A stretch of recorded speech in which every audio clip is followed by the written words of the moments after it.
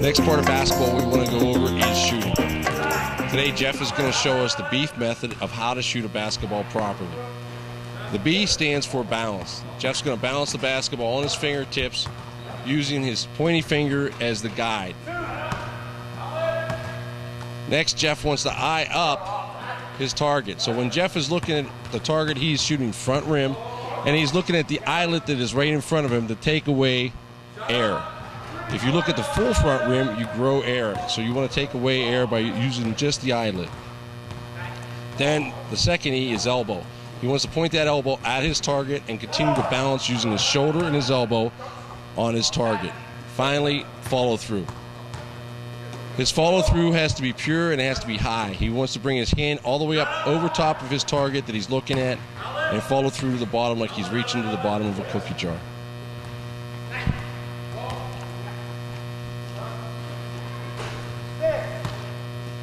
As we watch Jeff shoot this into the basket over and over again, before he ever slides back to shoot free throws, elbows, or screens, he's going to start in at a close range, working on his BEEF method. Every shot is the same over and over, and if you watch his arm and his hand, his follow through, it's all because of balance, elbow, eye, and follow through. As we develop our shot, you want to start in close. So the first shot you're going to look at is the post. We'll sit in the post and shoot until we make 10 in a row, and then we want to develop a shot on the other side. Many players want to use just their dominant hand. To become a better basketball player, you want to use the left hand on the left side and the right hand on the right side. As Glass continuously shoots the ball and moves to the other side, notice he's going to use the right hand on the right side. The technique with the right and the left are identical. You use the BEEF method with the follow through. In game situations, a player's chair may be turned, so they're forced to use the glass. Again, in this post position, it's easy to do. You hit the middle of the square and it goes right in. Make 10 in a row here, and now we're going to move back. Now the second shot we're going to work on is a curl shot. We're going to be in the middle of the paint on the left and the right side of the lane. From close range, again, you want to work both hands. On the right side, you're going to use your right hand. On the left side, you're going to use your left hand. Don't move back until you've made 8 or 9 of 10, so you are productive and some continuity is established.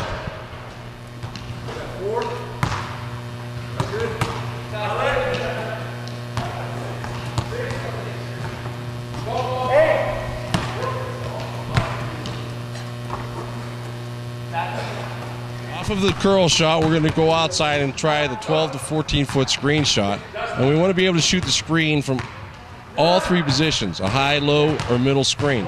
Glass is going to show us the middle screen today and use the glass to get it in.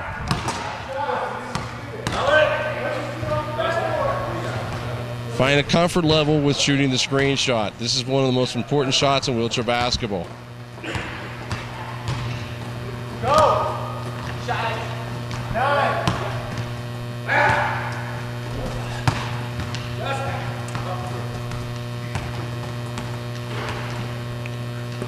When we get done with our screens, we go back to the elbow, which is equal to the free throw, but off to the side. Against zone defenses, a lot of players need to be able to use this elbow because as they come off of that high screen, all that's left is the elbow shot.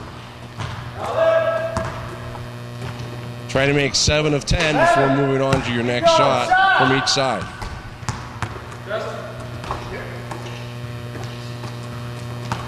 Finally, you would go to the free throw line.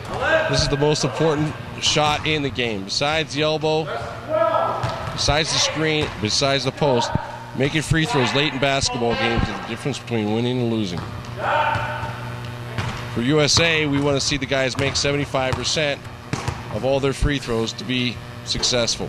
18, 16, 30 seconds. The key to shooting is never changing your form, just understanding how to follow through.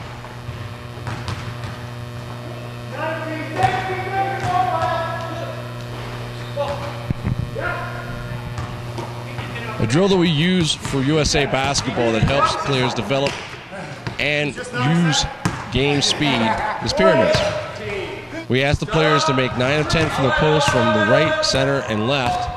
And if they don't, they have to do 10 down and backs and come back. In this situation, Jeff has gone from the left first as his dominant side, and he's made 9 of 10 very easily. Now he's in the middle, and if he does successfully there, he moves over to the right. After the post position, we move him out to a curl type position on the outside and the inside, and then we finish with a screen position. Once players have done all 9 shots, they finish with a free throw and have to make 7 of 10. You want to set a goal that's realistic for your player and for yourself at whatever skill level you're at. For USA Basketball, 9 of 10 from any spot is not unrealistic.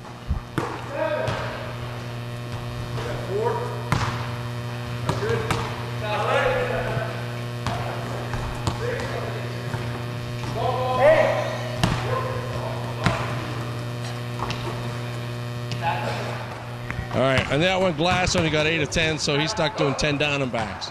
When he gets done with the 10 down and backs, he's got to come back and start at the post position where he was unsuccessful. Do this drill for about 20 to 30 minutes, and notice how your shooting will improve. The other way to do pyramids is to do it just with free throw shooting. Start with 10 free throws and try to make 10. For every free throw you miss, that's a down and back. So if Jeff makes 10 free throws, he'll sit there and do 10 more. He'll go through this 5 times. Every time he adds on to his free throws because of his misses, he has to do more down and backs.